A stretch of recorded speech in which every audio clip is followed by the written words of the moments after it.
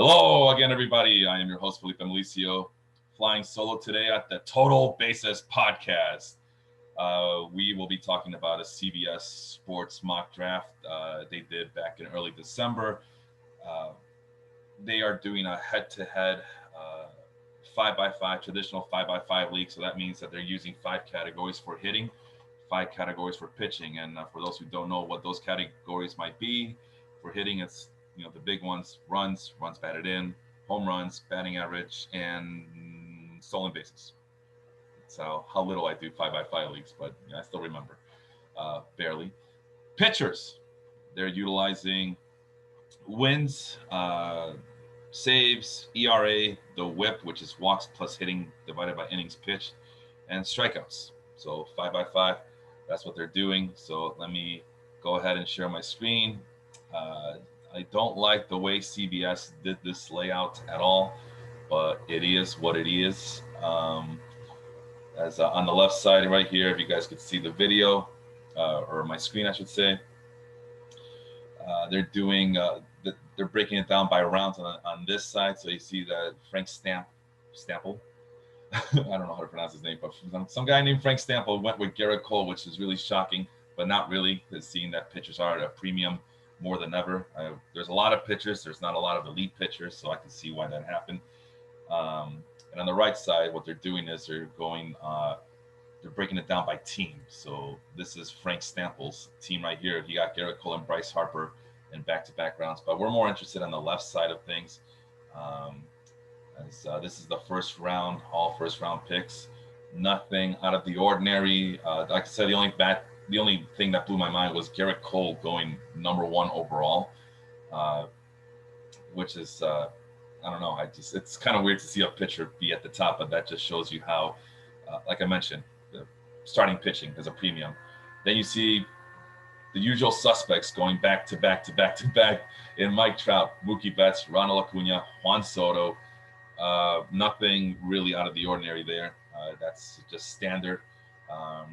At this point, you could probably mismatch all of these guys together, all those 4 guys together. And I think I've seen other mock drafts do the same, where they put Acuna as the number 1 guy at outfield, or Mookie Betts as the number 1 guy, or Mike Trout going down, falling to number 5, which I think that's what happened in one of our dynasty drafts that Sean and I did a while back ago, where Mike Trout was the number 5 pick overall, which is strange. But hey, you know what? New decade, new arrangement of sorts here for fantasy baseball.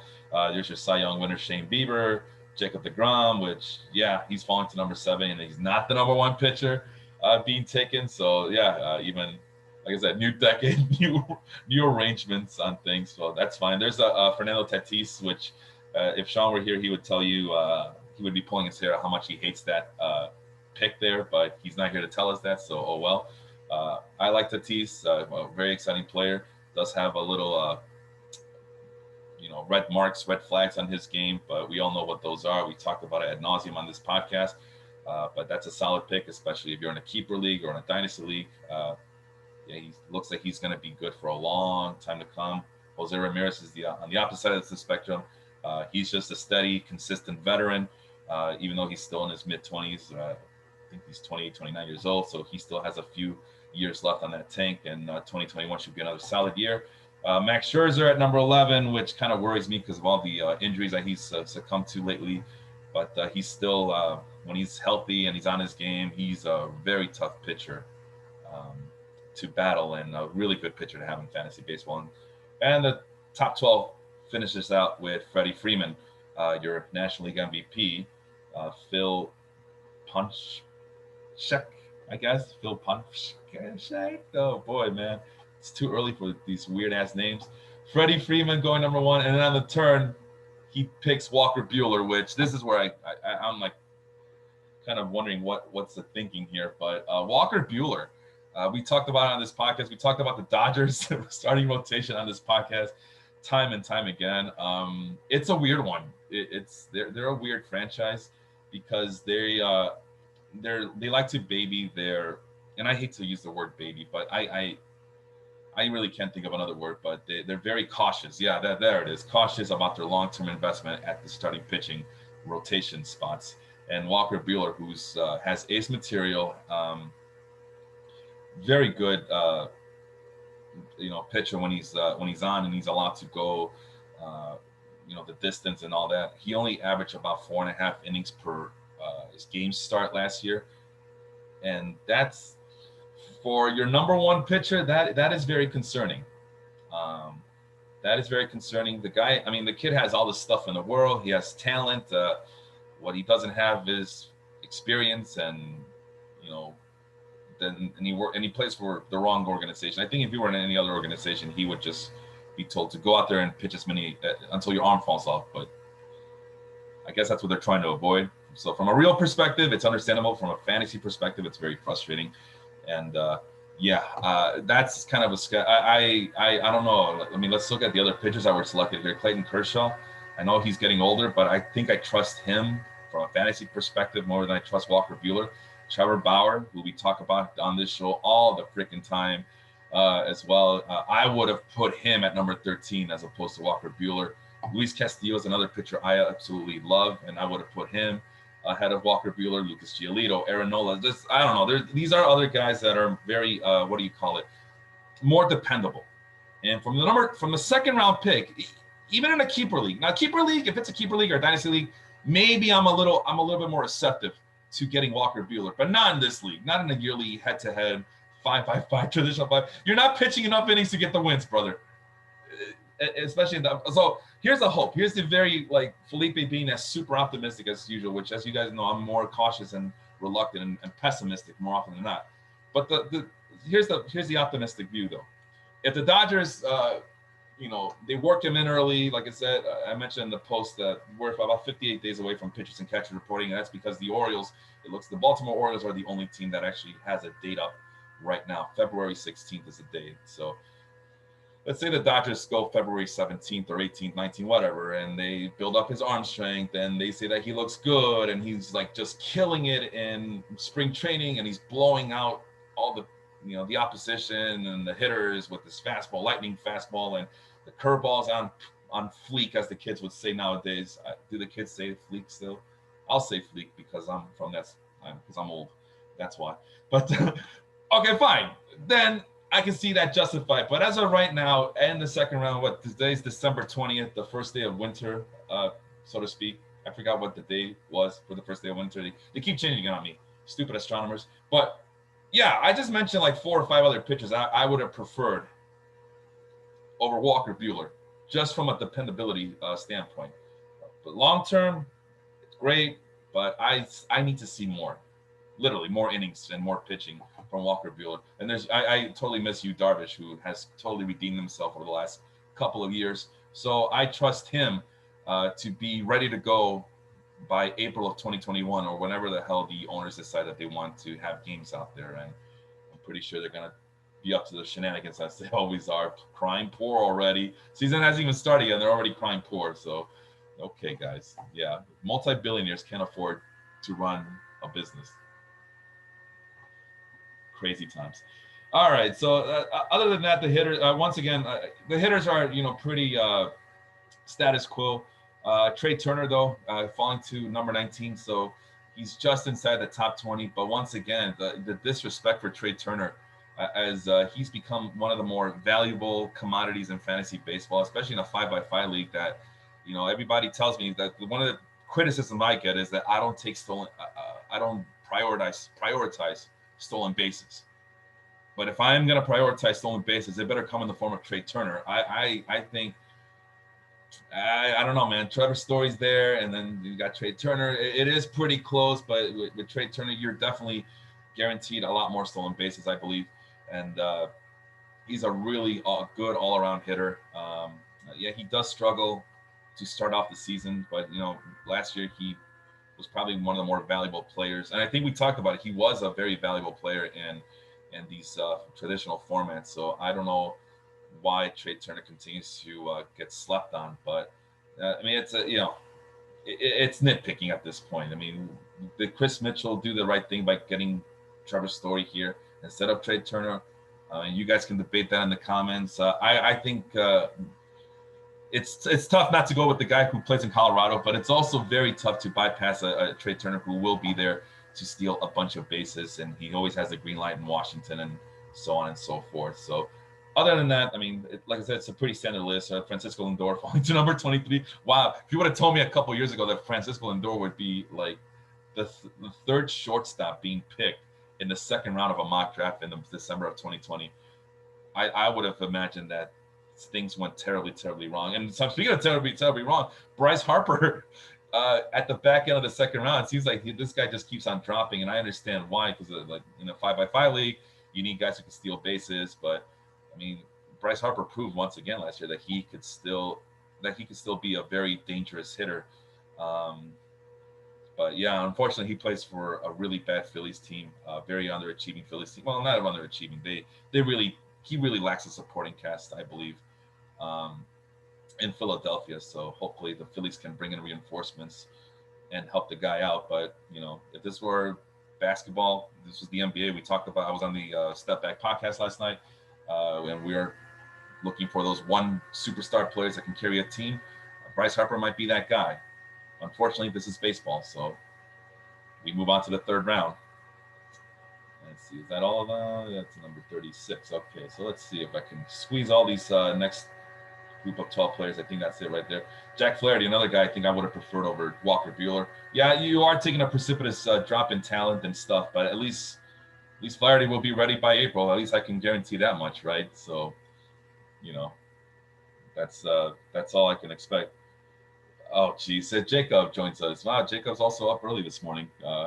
Despite doing the Step Back podcast with me last night, we went long and hard last night. I think we went up all the way up until midnight, and he turned. You could tell Jacob's a parent because he's up and early this morning on a Sunday morning.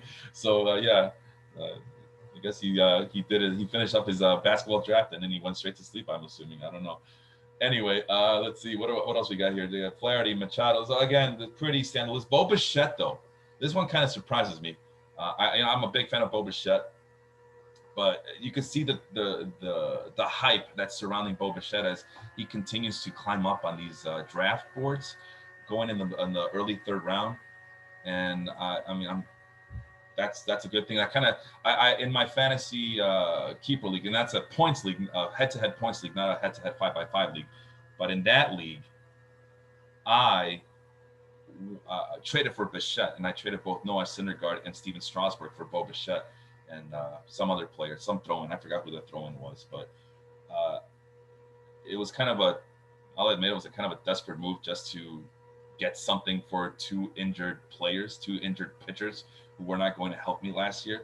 And I was lucky enough that the guy who owned Bichette was a new owner and he did not like him as much as I do. So I went ahead and pulled off the trade. And seeing Bichette early in the third round makes me feel good about me making that trade last year. So I'm excited to have this kid on my team, ready to go he's the top 30 player in this draft among a group of experts. That makes me feel good. And he's being picked ahead of Corey Seager, who's kind of turning things around after having reconstructive elbow surgery. So no, I'm very happy for that. Very, very ecstatic to see him go up on this list. All right, let's see what else we got. There's George Springer, who it's always the controversial George Springer from the Houston Astros, or maybe formerly from the Houston Astros, as controversy because of the whole cheating scandal, but controversy because if you've been listening to this podcast lately, Sean does not want to get George Springer on the New York Mets, and that's something that I think our guy Jacob is alluding to in the comments, as apparently there's been conversations about between Sean and the rest of the Mets fans about how Sean would prefer to have Albert Almora Jr. over George Springer. But I guess from a money standpoint, and Sean has been pretty vocal about it on this show before, just preferring a guy who can play a better defensive outfield, center field, I should say, which George Springer he's getting older by the minute here. Literally every minute he gets a minute older. But yeah, it's just kind of funny that George Springer has become a hot button issue, not just for the stuff that he did with the Houston Astros in terms of the cheating scandal, but also because Mets fans can't agree if they want this guy or not. you guys know my opinion. I feel like if you're in win now mode like the Mets are, because I talk about it on this podcast numerous times. They have a lot of talent. They need a little bit more help. George Springer, at least in the first 2 years of whatever gargantuan contract he's about to get, could do nothing but help, I believe. So, but again, Sean mentioned before, it comes with a stipulation: you will give up a first round pick if you decide to go this route. So, just depends if you want to go that route or not. Sean doesn't appear to be, definitely not. He doesn't want the money to be thrown at him, at least that money that people are talking about. Where the step backs, Jacob Moses saying, "It's not my money. What do I care? Talent is talent, and we got to take advantage of this young core right now." So we'll see what the New York Mets do. Me, like I said, I'm all about acquiring talent by any means necessary. So just go ahead, and if you have good players already on the team, you can only help your team by getting more talent. So to me, it's that simple. But we'll see what they do. And again, wish Sean would be here to kind of defend his position, but I think I already know what he's going to say. Like, hey, listen, you guys, we don't want the Mets to be crippled financially 6 years from now. We don't need that. Okay, Sean. Sure thing. Sorry, guys. That's the best Alabama accent I can give. My voice is kind of hoarse from last night as well. Doing 2 hours of talking NBA draft, NBA fantasy draft as well last night with Jacob and Leon. All right, Zach Greinke going in the 4th round. This is the 4th round, right? Yes, it is. Zach Greinke still a very formidable pitcher after all these years. So dependable pick right there. I guess Team Phil over here, trying to get some reliability for doing the Walker Buehler pickup by going with Zach Greinke, who's a more dependable veteran, I guess. So that's kind of smart on his part. And of course, when you bring in Zach Greinke, you got to be worried about the age. But it seems like the older he gets, the more he kind of quells those concerns about his age and his dropping stuff and leaning more towards craft at this point of his career. The other side of the spectrum, we got a Jose Berrios, who we're still kind of waiting for him, right? We're still kind of waiting for him to show up and live up to that promise and that potential. So yeah. But that's a solid pickup right there. Here's your AL MVP. No respect for the AL MVP. Dropping to the 4th round, Jose Abreu. At least he's a top 40 player, which I guess that's an improvement for him. I mean, I think he was being picked very late last year, relatively speaking, very late last year in drafts. And this year he's in the top 40. So I guess that's a sign of respect in fantasy circles. But I don't know. I just saw Freddie Freeman go in the top 12. Why no respect to Jose Abreu? So I'm just, that's just the White Sox fan in me asking these questions. Let's see. I like Brandon Woodruff. Probably overrate him again, but I can't help it. I mean, his stuff is just pretty amazing, and it looked like he finally put it together last year with the Brewer. So I will be buying some shares in Brandon Woodruff in these upcoming drafts. Oh God, Eloy Jimenez, top 45.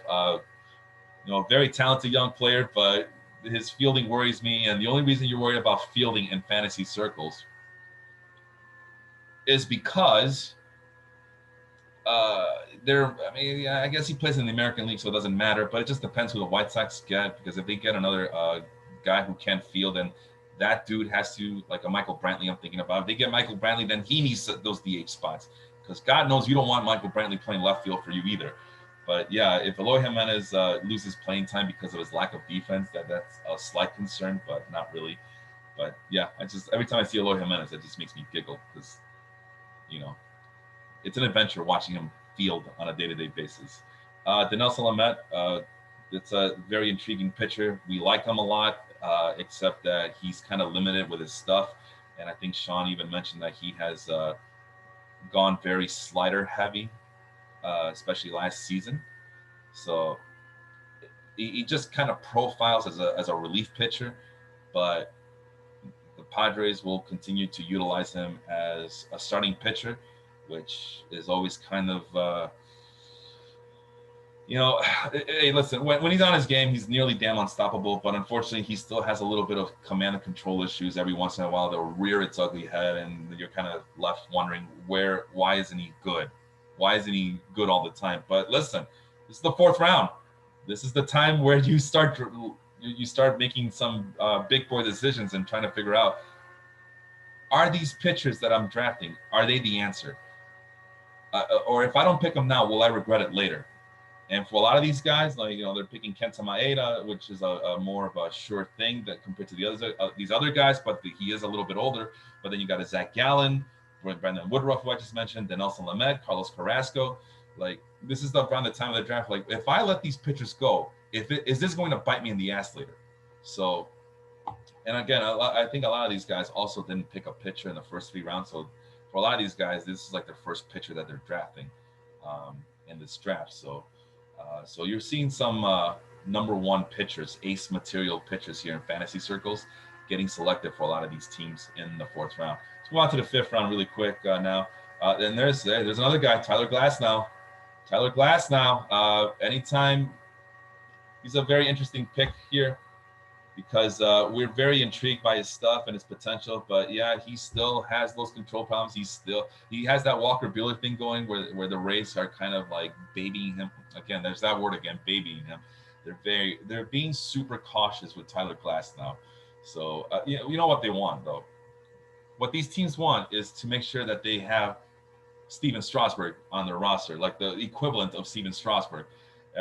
Say what you will about Strasburg. I know he's fragile and he's made out of glass. I hear the jokes, and as a Steven Strasburg believer, I hear them. But when Steven Strasburg is healthy, and he has proven to be a very top of the line, grade A, triple A starting pitcher in both reality and in fantasy baseball, and I think a lot of it has to do with the Nationals, the Washington Nationals, just being very cautious with him as well. So if the goal is to end up with the Steven Strasburg, like the 99th percentile potential that Steven Strasburg brings from a season to season, then that's fine. Again, makes sense from a real baseball perspective. It'll make you pull your hair out from a fantasy baseball perspective, because pound for pound, talent for talent, stuff for stuff, the Walker Buehlers and the Tyler Glasnows and even the Steven Strasburgs of the world, they can't be matched. They're very good pitchers, but they've also shown to be fragile and need a little bit more extra help. Need more of a piggyback, so to speak, as that's the kind of like the new thing to do now in real baseball with their starting pitchers. And in terms of Steven Strasburg, I mean, like I said, he's always hurt. So yeah, I think the end game is to kind of have that same trajectory as Steven Strasburg without all the other health issues. So they're being even more cautious, and again, very frustrating from a fantasy circle. But yeah, if you're just drafting based on best pitcher available, I mean, I don't blame you. But this is 162 games, 35 starts, maybe 36, 37 starts per season. I mean, it's a grind, it's an endurance, it's a marathon. So yeah. Let's see what else we got with Kyle Tucker, which is a player that Sean, I think he's on the Kyle Tucker's on Sean's what do you call it, our Fantrax league that we have running for the Baseball Live Facebook group.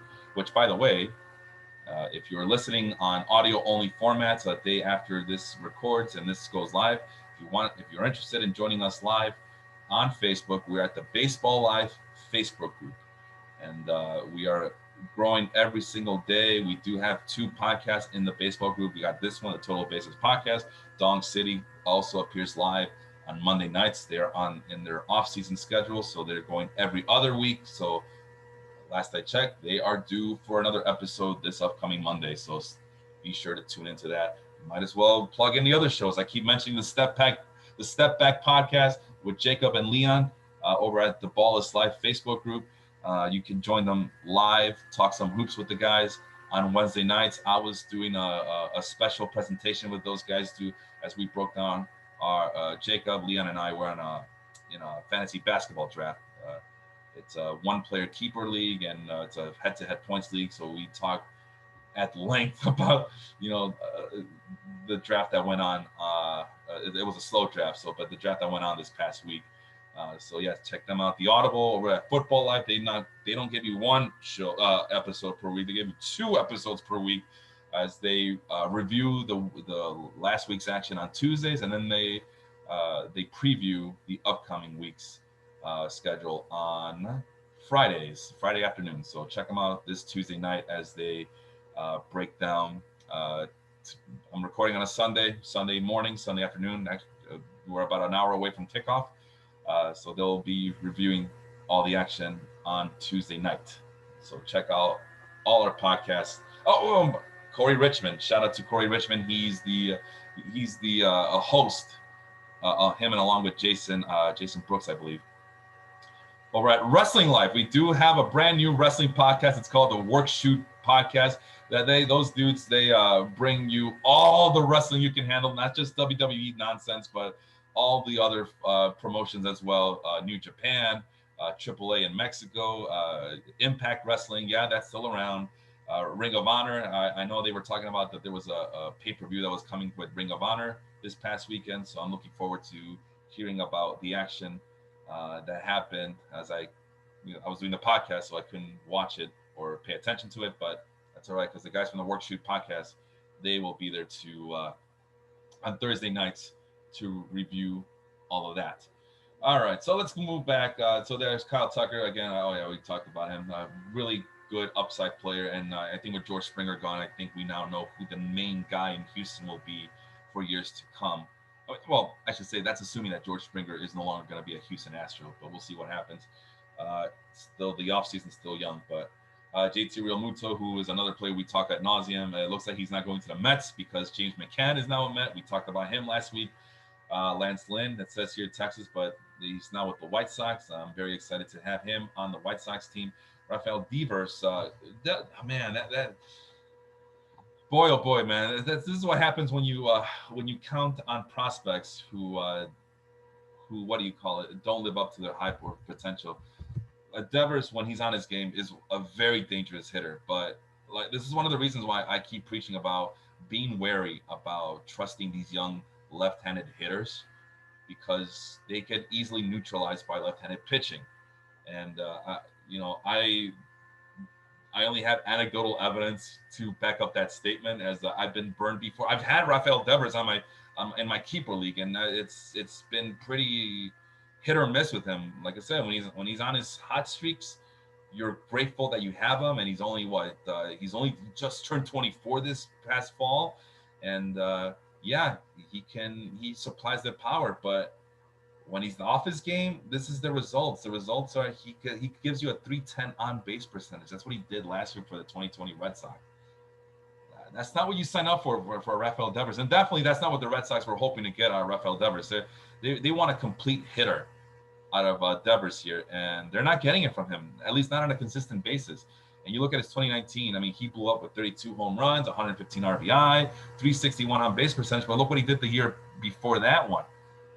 21 home runs in 2018, 66 RBI, 298 on base percentage. That's not gonna do it, man.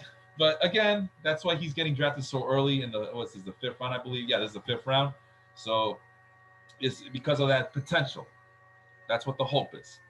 So hopefully for the guy Daniel Preciado, for Daniel Preciado's team, he pays dividend at third base. But man, third base is so deep. Why would you take a risk in Rafael Devers? You can get 32 home runs and 115 RBIs from anybody else at third base.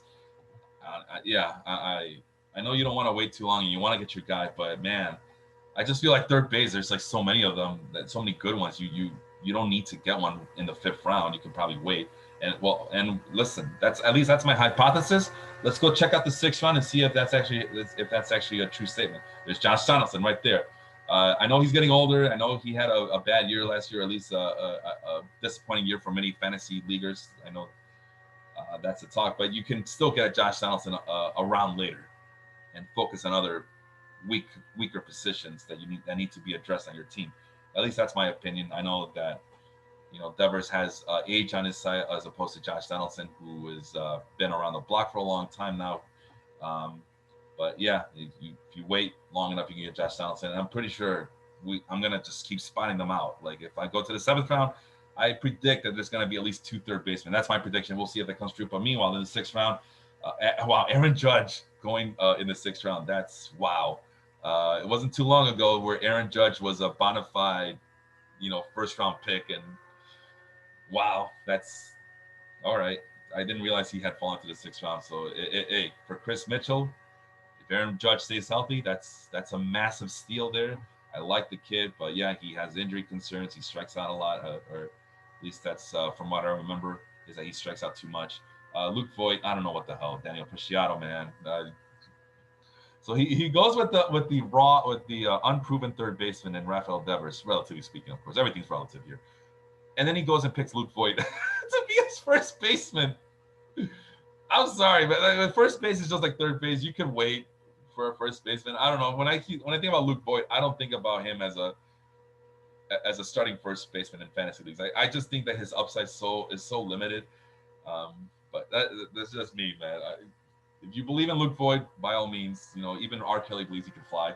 But yeah, I don't know, man. I just know that there's a lot of good first basemen, and you don't need to worry about not drafting Luke Voigt now. Otherwise, you're going to lose him. I mean, Pete Alonso went 2 picks. I would have rather have Pete Alonso over Luke Voigt just because of the upside. I'm going to mark Pete Alonso as having an off year last year. Regression is a bitch, but I think 2021 will be his Pete Alonso's bounce back rebound year, so to speak. I don't know if he's going to hit 50 home runs, but I would definitely take him over Luke Voigt. I'm sorry. That just, yeah, no, not for me, bro. I'm not taking Luke Voigt.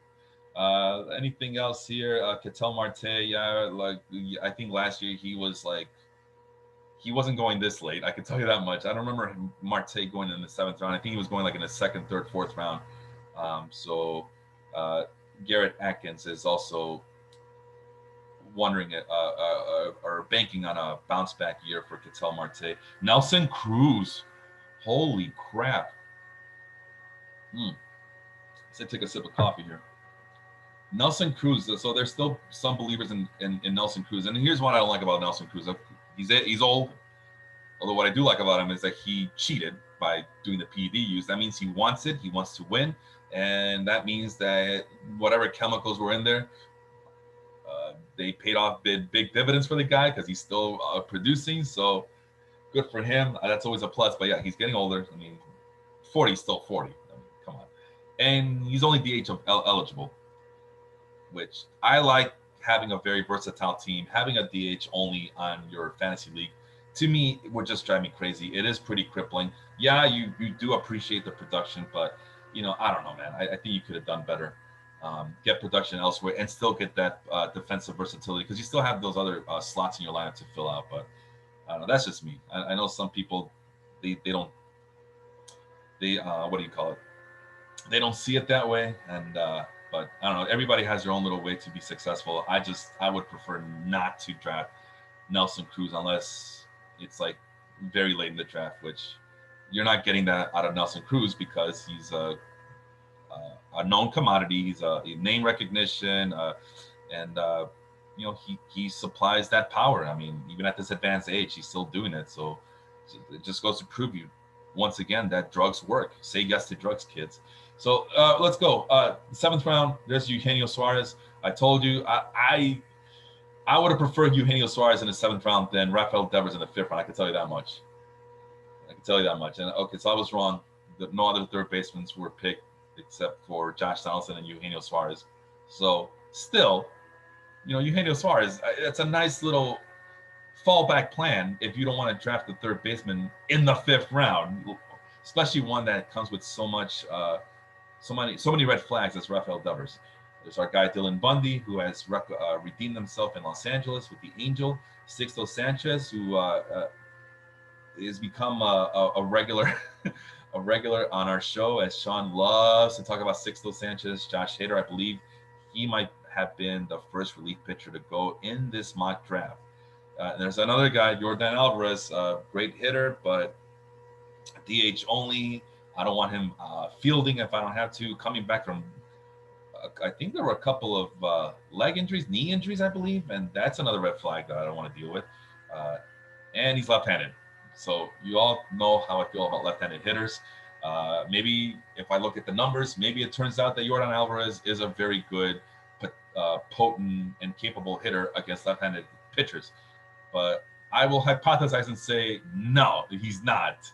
And again, it's all anecdotal. I've been burned before by left-handed hitters. I'm very picky with my left-handed hitters. So yeah, uh, and I've explained that numerous times on this podcast before. So if you want to take that risk, by all means, go ahead. But I am not the one. Framber Valdez, wow, Framber Valdez going ahead of Jesus Luzardo. I never would have imagined. If you would have told me that Valdez would go ahead of Luzardo in 2021 mock drafts, I would have assumed that Luzardo would have succumbed to Tommy John surgery. But no, Luzardo was a disappointment last year, and Valdez, despite the shaky Statcast numbers, he ended up being very productive for the Houston Astros, and he basically helped and was a big contributor to the Houston Astros patchwork starting rotation that got him all the way to the American League Championship Series. So that's pretty remarkable. That's Max Muncy. I guess he's now getting regular plate appearances, which is good because I've always liked Max Muncy, despite the fact that he's left-handed. But yeah, Max Muncy qualifies almost everywhere in the infield, it seems like. Very powerful, potent bat at second base. So that's not a bad pickup there. Luis Robert. Love the kid's potential. Love the kid's athletic ability. I love the kid being in the White Sox center field. Actually, he's manning all three outfield positions, as we talk about in this podcast ad nauseum. This dude has to play all three outfield positions because the White Sox are very one-dimensional at the corner and outfield positions. No, hold on. Now they got Adam Eaton. So now he'll only do left field and center field. At least Robert do. But this is what we were talking about. This is what I talk about with White Sox fans all the time because they had very sunny dispositions about last year's White Sox team before the season started, and Luis Robert being the main igniter of the bounce back for the White Sox coming into fruition. And they were saying, hey, Luis Robert, that makes us playoff contenders. That even makes us championship contenders for 2020. And I go, well, you do not want to trust a rookie to put you over the top. You don't want a rookie to be your savior for the season. And sure enough, that's exactly what happened. Defensively, he was awesome. Offensively, he was very he offends me because a lot of the holes that were masked by poor minor league pitching were exposed by very excellent major league starting pitching or pitching in general, I should say. And I'm hoping that Robert is able to kind of fix those issues, kind of in the same way that Javier Baez slowly but surely fixed his high swinging tendencies. But yeah, at this point of his career, Robert is a very easy hitter to play with in terms of if you're an opposing pitcher, because you throw him a breaking pitch to the outside, he can't help himself but swing it.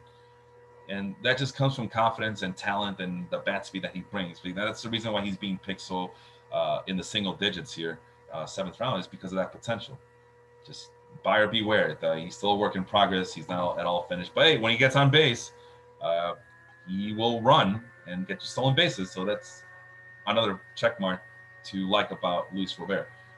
All right, what are we now? 8th round, Nick Castellanos, Anthony Rizzo, Chris Bryant, Giancarlo Stanton, Trent Grisham. Wow, if you would have told me that Trent Grisham would have gone in the 8th round in 2021, I also wouldn't have believed you. But, I'll give Sean credit about this one. He was hyping him up last year, even when I was like, okay, Sean, I prefer not to, but that's you do you. But, yeah, Grisham ended up being a very good all-around player, even in fantasy circles. And I'm just waiting to pull up the big board here on my opposite screen. 10 home runs, 10 stolen bases last year in a shortened 2020 year. You have a 10-10 player on your team. I mean, that could only help. Strikeouts are a little high, but the walk rate, over 10%. So, yeah, that's he's proven to be a very good professional hitter, and who can also be productive. As you're seeing now that the San Diego Padres are starting to kind of unload on certain outfielders that they a couple years ago were highly touted in their farm system. Now they're expendable, and it's probably just to make room for Trent Grisham and guarantee him even more plate appearances. So So that's good for him. This kid overcame a lot in terms of just the baseball aspect of it. He was a very low ranked prospect. He only had a 40 future value, and you remember him from the muff that he had for the Milwaukee Brewer in the playoff game, where he let a ball go underneath him in right field, and that's what everybody remembers him for. But he's kind of becoming another redeeming story here in both reality and in fantasy circles. Speaking of which, the opposite side of the spectrum, you have the Redemption Project and Trent Grisham, and then the fall from grace and Jose Altuve. Um, yeah, I haven't had the chance to really study the numbers and break it down. I was hoping Sean and I would have an episode just devoted to the fall from Jose Altuve, but hey, Altuve came up big in the playoffs for the Houston Astros. As he had a few key plate appearances that put the Astros, or that helped the Astros move along in the playoffs. So it's it's not entirely over with him. He still has a little bit um, of reliability in him.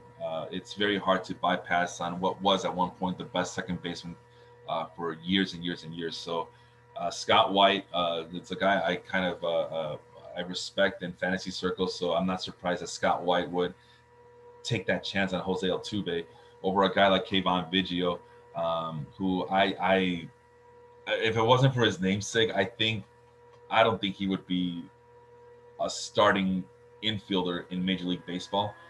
But the Blue Jays have that thing going where they have Vladimir Guerrero Jr., Bo Bichette, and Kayvon Biggio, and then they also have Lourdes Gurriel, who's not the son of a major leaguer, but he's a brother of a major leaguer. So they got that family affair going. So I can see why they continue to put him out there. It's a nice little story, and it probably sells tickets if tickets were to be sold in this pandemic world that we live in, especially in Canada, because they completely shut down the Blue Jays from hosting any home games. So I expect them to be in Buffalo again next year, but we'll see. But yeah, if you tell me who would I prefer, I think I would prefer Jose Altuve, and the fact that Scott White is co-signing on that, I think that speaks volumes on the on Altuve's talent and projection to bounce back and kind of silence the critics about what is real and what is fake about him. And so we'll see. Gleyber Torres, holy crap, going to number 8. Last year, Sean and I were debating if he should be a first round or second round pick, and now he's dropped to number 9. And so same thing with Keston Hiura. There's another guy who we were talking about him last year going second and third, now falling to the number 8 spot in the 8th round. So yeah, a lot can change in a year, especially in a pandemic world where a shortened season just occurred and small sample size and high probability, high variance randomization went wild in 2020, and it really does show with these draft results. So these are really good pickups here by Micah Henry and Garrett Atkins, two middle infielders going back to back with Keston Hiura at number 93, Gleyber Torres at number 94. So yeah, that's not bad. That's not too shabby there. Lance McCullers, Matt Olson to round out the 8th round. So more bounce back candidates being picked in that round. Let's go to round number 9. How we doing on time? Okay, we're nearing an hour. I don't know if I'm going to go the full boat here, but maybe I'll just pick a player from each round, and sure enough, there it is. Randy Arozarena, or as I like to call him, rice sand or sand rice. I think sand rice sounds better, as arroz means rice in Spanish and arena means sand in Spanish. So I think sand rice would be the appropriate nickname for the late blooming Tampa Bay Rays outfielder. I am not drafting him this early. I would prefer to draft him in the double digits round sometime there, but no way, man. That's not my guy. I don't co-sign this pick by Michael Waterloo, but I understand why they're doing it. But not. It's just too much of an unknown commodity for me. And you got Dominic Smith, who also comes with his own issues, and then Michael Conforto, despite the amazing season he had last year, falling to round number 9 and getting picked, and seeing a guy like Arozarena getting picked ahead of him. and Austin Meadows too. These are other guys I would have preferred over Arozarena. So no, I don't like that pick at all. But hey, to each their own, right? I'm not here to judge. Actually, yeah, I am here to judge. Well, speaking of which, I keep mentioning the double-digit rounds. We now go into 10th round. So, like I said, I'm just gonna pick a certain player from each round at this point. If my computer would just cooperate with me, but you see Kevin Gossman, Matt Chapman, Jorge Soler, Julio Urias. These are guys we talk about ad nauseum. Mike Yastrzemski, despite the MVP year he had last year, he's falling to the 10th round. Sandy Alcantara, which if Sean were here, he would be co-signing him. Liam Hendricks, who we have no idea where he's going, but we know that wherever he plays, he's going to be good. I'm a little concerned that he was very highly used last year for the Oakland Athletics as they were trying to do everything they can in their power to keep advancing in the playoffs. Marcus Stroman, I think we talked about him as well. So last week, so he's a little bit too early. Mackenzie Gore, we talked about him last week too, and Jeff McNeil, who, as you guys know, I am a big Mets fan for fantasy circles, fantasy baseball. I don't care about the real Mets, but for fantasy, I can't help but just be amazed at the talent that they have. And Aaron Savali, who that was the 50th pick overall in ADPs in terms of starting pitchers. So Aaron Savali sneaking his way inside the 10th round. So let's keep going. Teoscar Hernandez. So right off the bat, right? Teoscar Hernandez. Everybody likes Teoscar Hernandez. I had him a little for a cup of coffee on my team last year. I didn't like what I saw, so I dropped him. And then, of course, he goes on another tear. So it seems to happen as always, like clockwork. I pick up a guy, he does bad for me, I drop him, and then he does well for other people.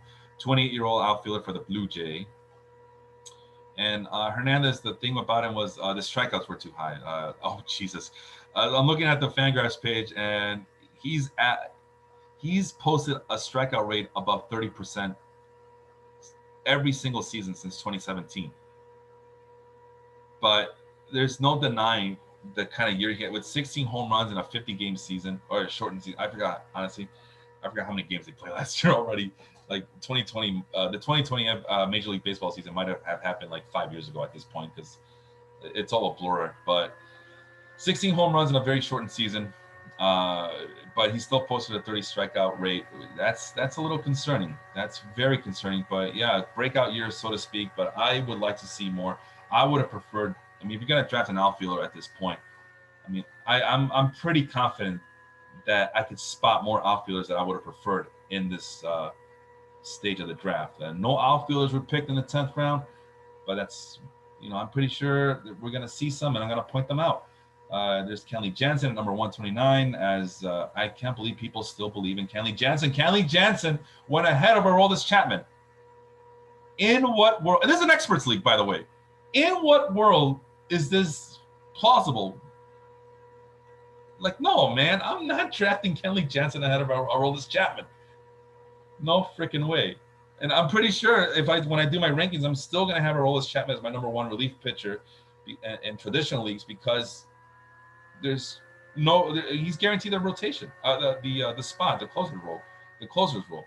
And Jansen, he's getting older. He looks like he was exposed last year. And Josh Hader is always the three-headed monster in relief pitcher. And Josh Hader is like one bad managerial decision away from being relegated to the high-leverage left-handed pitcher who comes out of the bullpen. So I don't want that in my life. Let's see. I've been focusing on early round draft picks. So let's in these rounds, I should say. So let's focus more on the late ones. We talked about Eduardo Rodriguez, Joey Gallo. Yeah, I would have preferred Joey Gallo over both Randy Arozarena and Teoscar Hernandez. Definitely. I know he's left-handed. He has a left-handed bat, but that's one of the few left-handed bats that I can actually trust. And Joey Gallo, when healthy, and he's a force to be reckoned with, for sure. So I like him a lot. So Joey Gallo going in the 12th round. That's a steal for RJ White there. Major steal for RJ White. Tommy Pham, wow. I forgot that Tommy Pham is still in baseball. I didn't forget, but I forgot that he does enough to justify being picked before the 15th round, I guess I should say. Moving on to the 13th round. Oh, wow. All right. Now, James Karinchak, which is another guy we talk about a lot on this podcast. Now that Brad Hand is gone, Garrett Atkins, and I think not just him, but many people now believe that James Karinchak is the sole guy to be in terms of the closer role in Cleveland. So I'm excited to see more James Karinchak in in a closer's role because that's fantasy relevant. So that's the early round. What about in the late round of this 13th round? Mike Moustakas falling to number 154. I believe I drafted him in the 8th round last year, and now I think with him, I think he got hit with COVID and he wasn't the same afterwards. So moving on to the 14th round, there's nice. These are some nice players here. Josh Bell, Shohei Ohtani. I don't know about Robbie Ray, man. I would I would have preferred Jose Urquidy at this point. Brad Hand, Daniel Preciado still believes in Brad Hand. Okay, I'm not. Daniel Preciado is making some of these very questionable picks here in this mock draft. So I don't know what the hell he's thinking, but he's the expert and I'm not apparently. So who else we got here? Adalberto Mondesi, who we always talk about him just being a key player to have because of stolen bases. But in this experts league, they don't think so. Because if he were, he would have been picked a long time ago. This is the 13th round, and we're finally seeing Adalberto Mondesi getting picked for his stolen bases. And yeah, it's head to head, but it's still 5x5. You still need to pad those stolen base statistics. So kind of peculiar that he's waiting this round. I can tell you this much: if when Sean and I are drafting, I can assure you that Sean is not going to wait till the 13th round to pick Adalberto Mondesi. So good pickup there by who was it? Micah Henry. All right, so let's see. Oh, we're nearing the hour, so I do apologize if this has gone long. We're almost done here. I believe I forgot how many players they picked. Well, we'll go as far as we can. My voice is getting a little hoarse. It's not the easiest thing to do a solo show, but listen, this is the last one of the year. I'm gonna take a cup of coffee, see if the caffeine kicks in a little bit further, and let's go to the stretch run of this podcast. So, first thing that kind of pops up is Trey Mancini. If he shows no ill effects of the cancer that that plagued him last year, that could be a really good steal for Garrett Atkins. Again, Garrett Atkins making some very peculiar picks here. Yeah, I feel like I've mentioned his name numerous times. Him and Daniel Preciado. Scott White picking up to Brian Hayes. I saw K Hayes. I thought Killian Hayes, so I'm still in basketball mode. Who's a player who I covet and I drafted in a lot of my mock drafts, and I drafted in my basketball draft last night. But this is a baseball mock draft, so yeah, Trey Mancini is my guy. The name I wanted to touch base here in the 15th round. Wander Franco going number 179. Is there room for Wander Franco on the Rays? I don't know, but we're about to find out. And Casey Simmons wants all of Wander Franco in this round here. Let's go to round 16. If my computer would just cooperate with me a little bit. In the meantime, while that loads, let's take a look at Chris Mitchell's team. Christian Yelich, Trevor Story, Vladimir Guerrero, Jose Berrios, Blake Snell, Aaron Judge. This is a very good team if this was like the 2017 draft, 2018 draft. I feel like it is. So a lot of Chris Mitchell is making a lot of Chris Bryant, Starlin Marte. What is this 2021? Yeah, 2021 fantasy baseball mock draft. This dude's picking like he's in 2018. Holy crap. Javier Baez, Jorge Soler, Chris Mitchell. Update your rankings, brother. Holy crap. Sean Manaea. Oh my God.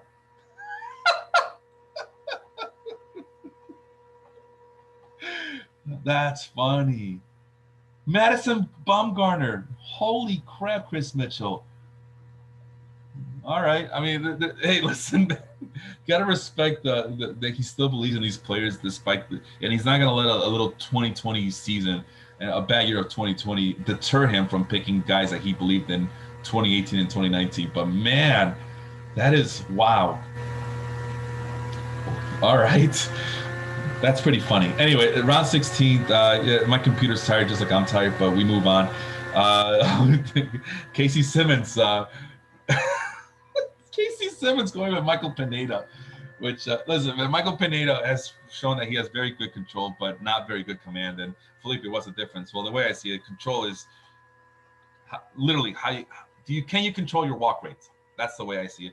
And command, how how good is your stuff moving around the strike zone? Because that's all it is, right? Pitching is command and trying to deceive players into swinging at the pitch you want to swing, making strikes. I'm sorry, making pitches, making bad pitches look like strikes, and just having that late movement into the strike zone and having hitters look foolish. That's just good command. Michael Pineda does not have good command. I know this because he gets lit up. I know this because his Statcast numbers are always bad. I know this because he's always like um, leading the league in home run per 9 innings. It seems like he is too good of a pitcher to be this unproductive and this unreliable. But Casey Simmons going to take another spin at the Michael Pineda wheel. So respect to that pickup there. I mean, I'm a big Pineda fan, but man, at this point of his career, we've given him numerous attempts to rectify this, and he hasn't. So, but the other thing I like about Michael Pineda though is that he cheats, whether it's PED use or pine tar. You know, the thing I don't like about Michael Pineda is that he gets caught cheating. You got to be more like Trevor Bauer there, otherwise you'd be the Cy Young candidate, right? So yeah. Anyway, let's move on. Again, computer's not cooperating with me. I do apologize. If you're listening to bad audio on this podcast. I do apologize immensely. But we all know my computer issues are very infamous here. Hoping that when the recorded version plays a lot better in the audio only format, so you guys can listen through there. All right, so again, we're just kind of waiting for the 17th round to load up. Let's talk about some other players. Craig Kimbrell. There's still Craig Kimbrell truthers out there. In round 16, Chris Towers wanting some Craig Kimbrell in his life. Why would you do it? I have no idea. What's up, Melvin? I'm sorry, I just noticed that Melvin is up and running. Melvin, time to plug his stuff. Melvin, feel free to tag your page in the comments below. But he runs the Baseball Cosmos page. He's doing a fantastic job of bringing you the Caribbean League updates and the Winter League updates and all across Latino America. So Melvin, I do thank you immensely. You know what? Looking back, I should have asked him to be on the show, but with my computer problems, I think that would have been disastrous. So maybe next time. Hey, it's Christmas. I am due to treat myself. Maybe I am due for a new computer. We'll see. Round 17. Rafael Montero.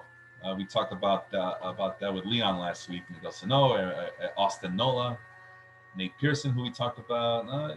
This isn't that bad. This isn't that bad of a round. Then we get to Tommy La Stella, who I just don't understand the hype. I guess the 17th round is late enough where you can take a flyer on a Tommy La Stella, but second base at this point of the draft, I feel like you could do better.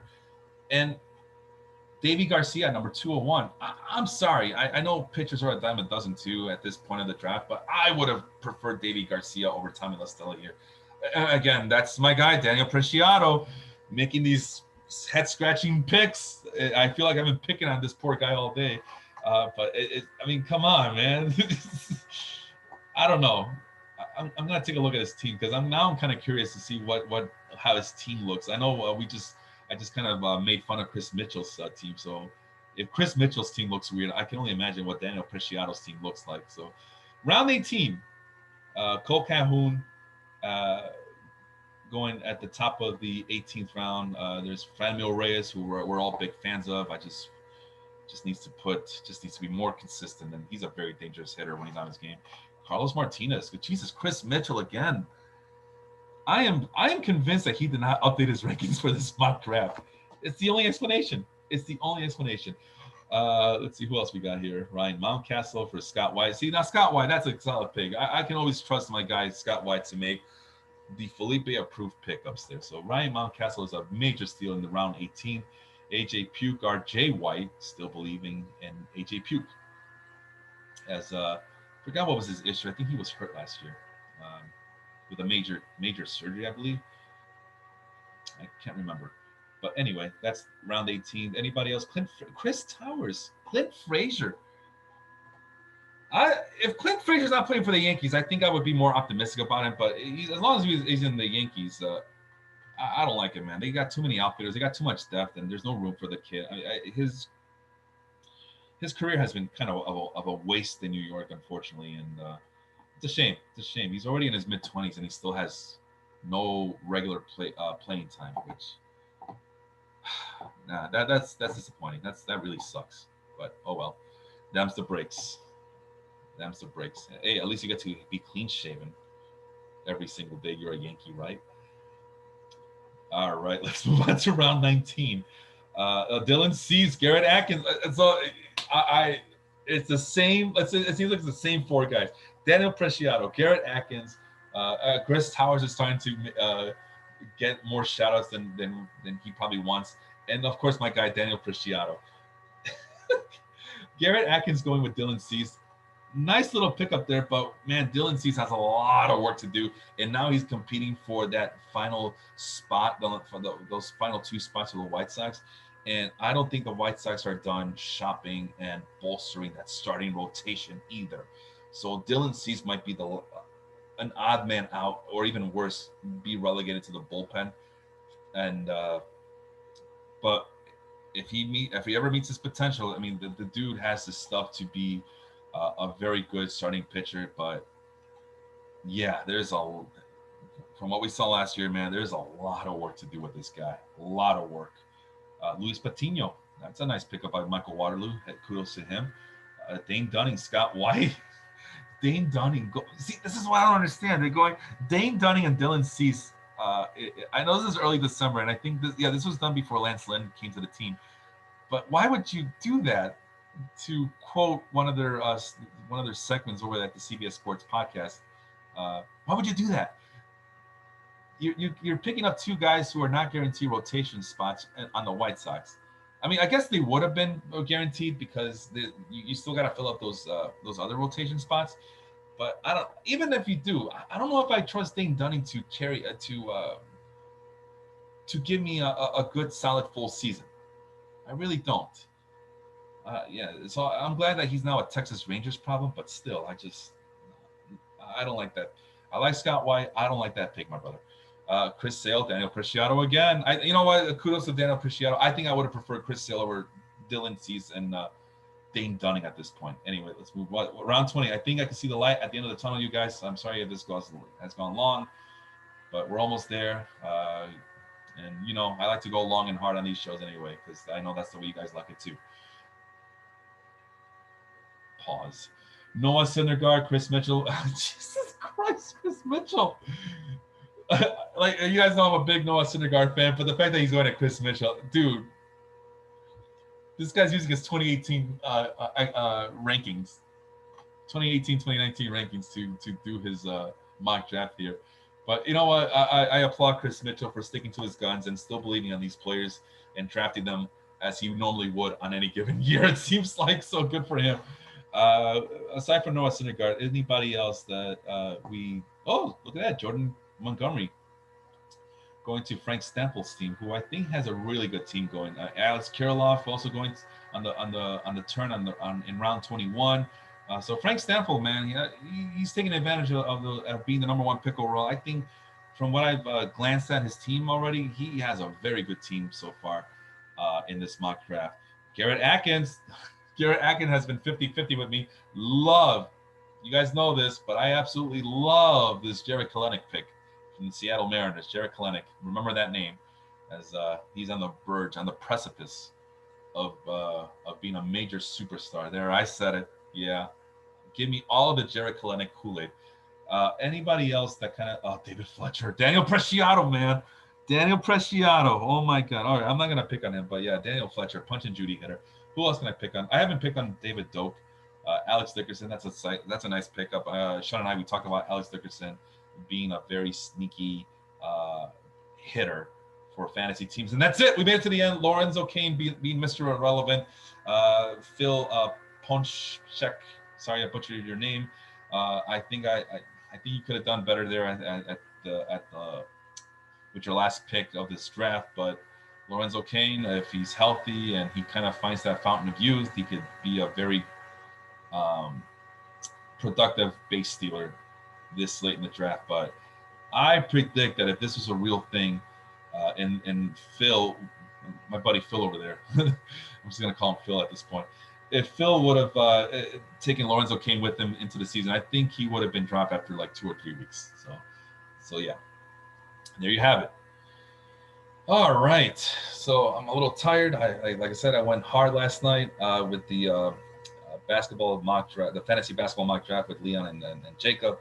I turned around and the baby didn't let me sleep last night because she slept all evening long while I was doing the podcast. So sure enough, I go downstairs and she's dead asleep. So it's time for my wife and I to go to sleep, and she's wide awake, wide awake. So full of energy, and we are not. But if you've made it this far, thank you for listening. Thank you for listening all season long. We are getting ready to go into season 2 for the 2021 year. We're going to take a couple of weeks off. That's why it was important for me to come back. I know it's the Christmas break, and this is one of the big fear I had about taking it this far into December. But I figure, you know what? We started late. We got off to a late start this year with our fantasy draft. Or sorry, with our fantasy podcast, and I figured, well, let's just go one more to finish strong the year. I don't know where Sean is. I hope he's doing okay. I know he was sick last week. I know there was a little bit of a COVID scare with him. He is what you would refer to as a frontline worker. So I hope he's doing fine. He was feeling better when I last talked to him on Friday. And he was active on Twitter. He was active on Facebook, and then today he just might be. I know he's been working long hours, that too. So that if you're getting over an illness, that'll do it to you. Working these long hours, and I can attest to that. I've been also working long hours at my current job, at my bread job, so to speak, as well. As everybody wants to put a nice little ribbon on this awful, god awful 2020 year. But again, just want to give a quick shout out to all of the members of the Baseball Live Facebook group. Thank you for participating. Thank you for listening all year long. We're going to come back giving you the information you need to, I'm afraid to say this, but not just make you a better baseball fan, I guess, so to speak, but, kind of make sense of what these teams are trying to accomplish by all their transactions that they're doing. And this is why we call ourselves a Total Bases Podcast, because we're doing player evaluation, doing team evaluations. We're trying to grade organizations as well, trying to look at the big picture of things, what these organizations are trying to do to improve. And the goal is to win a championship, right? If you're not trying to win a championship, get the hell out of the league, right? Pittsburgh Pirates. Who was the other team? Oh, the Texas Rangers.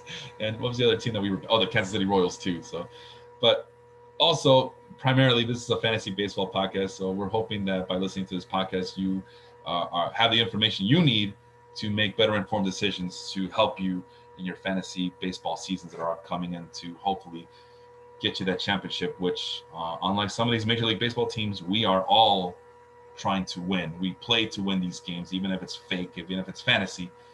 The goal is to make sure that you are good to go and you are ready to have all the information you're going to need to help your fantasy baseball teams. So on behalf of Sean Flannery, wherever you are, I hope you're doing okay. I am your host, Felipe Milicio, bidding you, everybody, happy holiday season. Merry Christmas to all those who celebrate. Happy late Hanukkah to the Jewish people who listen in on this podcast. Most importantly, a very successful and happy 2021 year. May it not repeat. I reiterate, may it not repeat the awfulness that has been 2020. Take care, everybody. Take care of each other, and we'll see you next year.